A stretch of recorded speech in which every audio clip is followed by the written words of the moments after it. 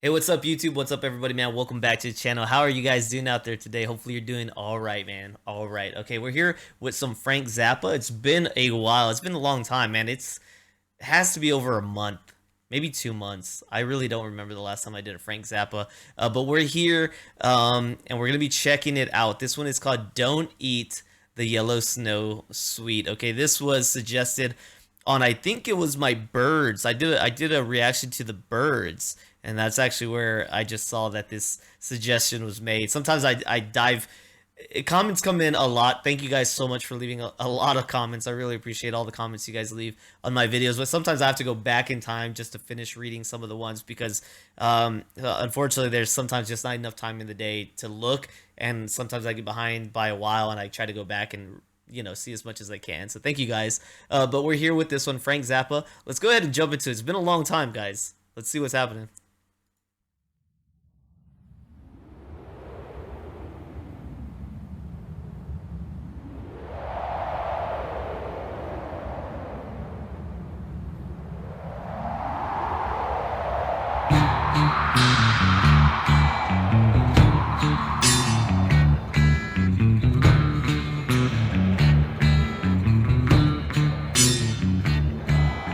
Dreamed I was an Eskimo.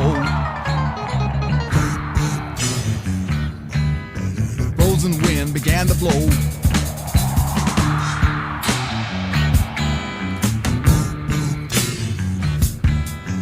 Under my boots and around my toe.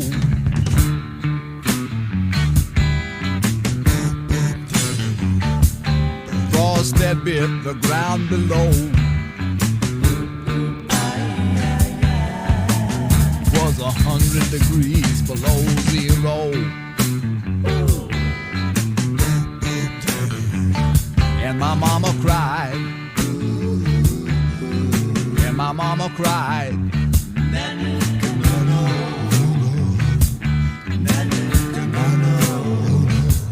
Don't be a naughty Eskimo. Save your money, don't go to the show. Well, I turned around and I said, ho, ho. Well, I turned around and I said, ho, ho. Well, I turned around and I said, ho, ho.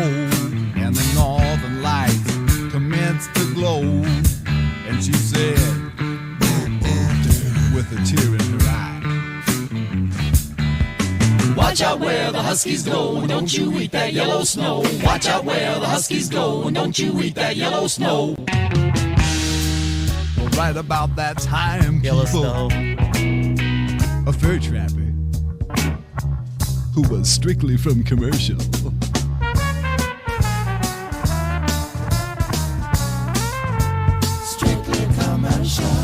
had the unmitigated audacity to jump up from behind my igloo. Peekaboo. And he started into whipping on my favorite baby seal with a lead-filled snowshoe. I don't know. I said, with a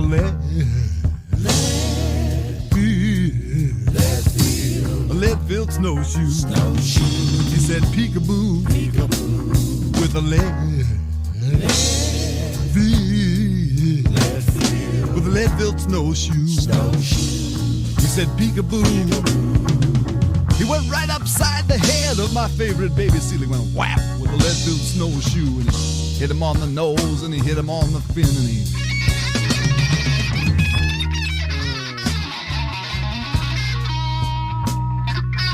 that got me just about as evil as an Eskimo boy can be. So I bent down and I reached down and I scooped down and I gathered up a generous mitten full of the deadly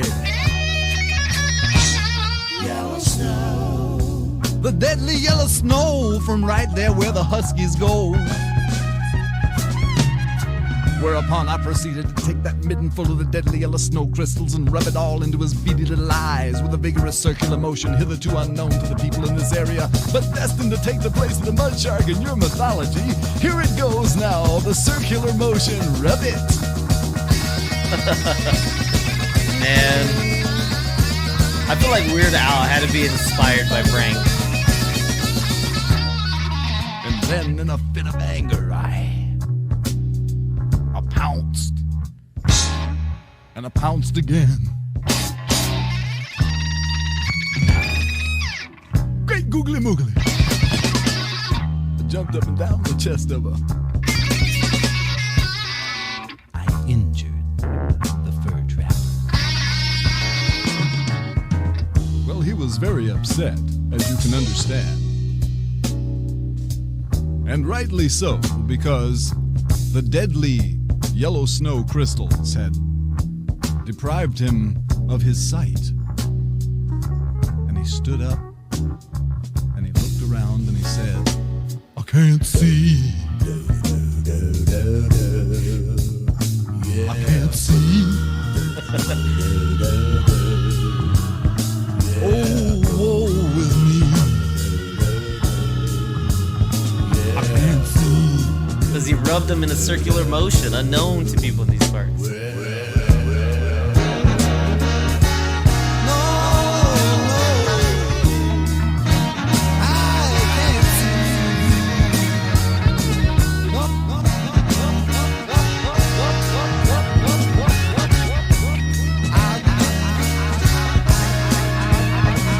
Took a dog do snow cone and stuffed it in my right eye.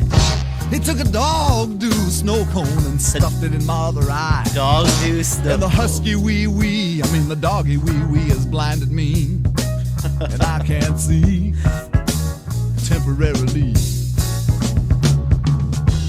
Well, the fur trapper stood there with his arms outstretched across the frozen white wasteland, trying to figure out what he's going to do about his deflicted eyes.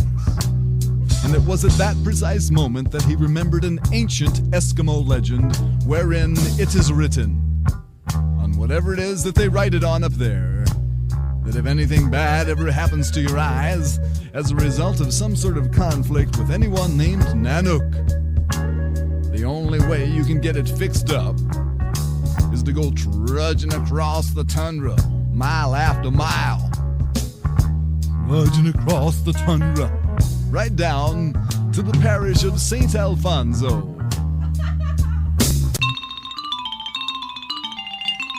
What the heck is happening?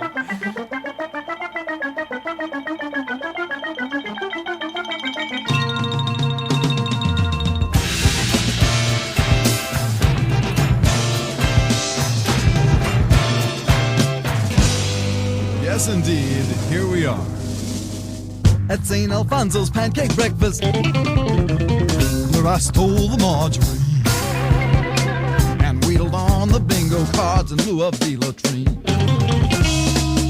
I saw a handsome parish lady make her entrance like a queen, while she was totally chenille and her old man was a Marine.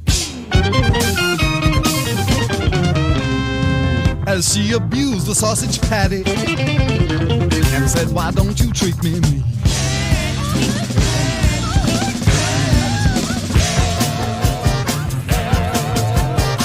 At St. Alfonso's pancake breakfast, get off the bus, where I stole the margarine.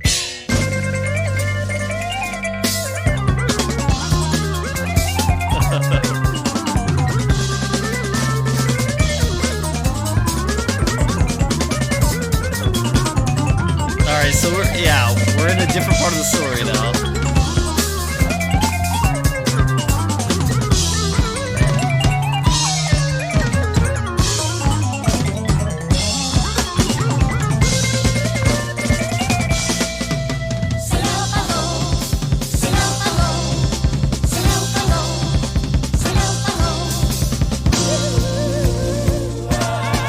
It can't be over yet.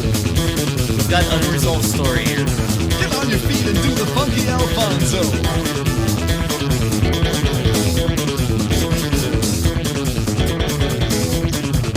Father Vivian, oblivion, resplendent in his frock, was whipping up the batter for the pancakes of his flock. He was looking rather bleary. He forgot to watch the clock. Just the night before, behind the door, a leprechaun had strolled night before, behind the door, a leprechaun had stroked. He stroked it. The night before, behind the door, a leprechaun had stroked his spine.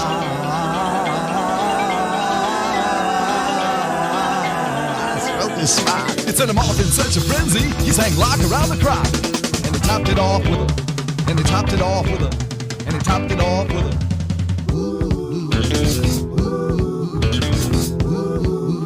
As he stumbled on his feet, he was delighted as it stiffened and ripped right through his side. Oh, Saint Alfonso would be proud of me. I'm gonna have to read the lyrics. I thought I heard something there.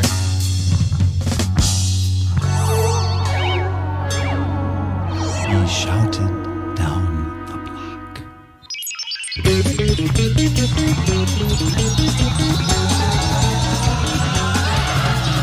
Dominus vobiscum et cum spiritu tuo. Won't you eat my sleazy pancakes just for saintly Alfonso? They're so light and fluffy white, we'll raise a fortune by tonight. They're so light and fluffy white, we'll raise a fortune by tonight. They're so light and fluffy brown, they're the finest in the town. They're so light and fluffy brown, they're the finest in the town. Good morning, your highness.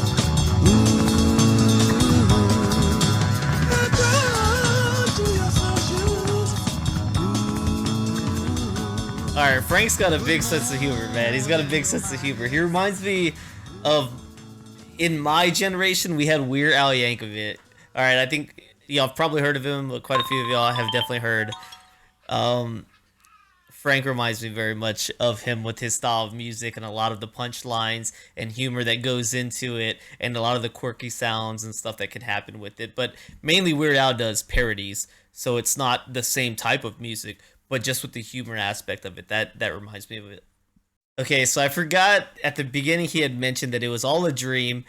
So he's dreaming, and the dream gets even more and more bizarre. You know, I caught on to the idea of the Eskimo, the mom calling him his name. There's a trapper. He shoves the snow in the eye of the trapper, and we're talking about yellow snow, and we're talking about a dew cone, a dog dew cone.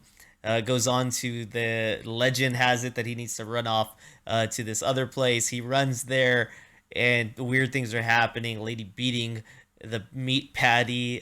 She's talking to, I guess, her husband, who's a Marine or a mariner, about why don't you beat me, something along those lines. And it just progressively gets weirder. But this was the part that I was like, what is going on? Apparently this is Father Oblivion.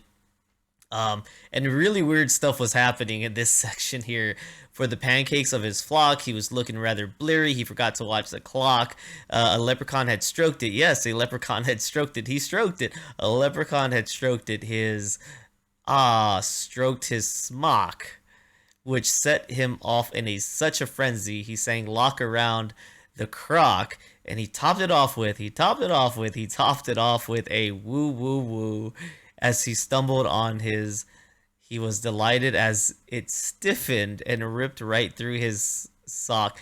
I don't know, guys, if it's just my mind is a little warped.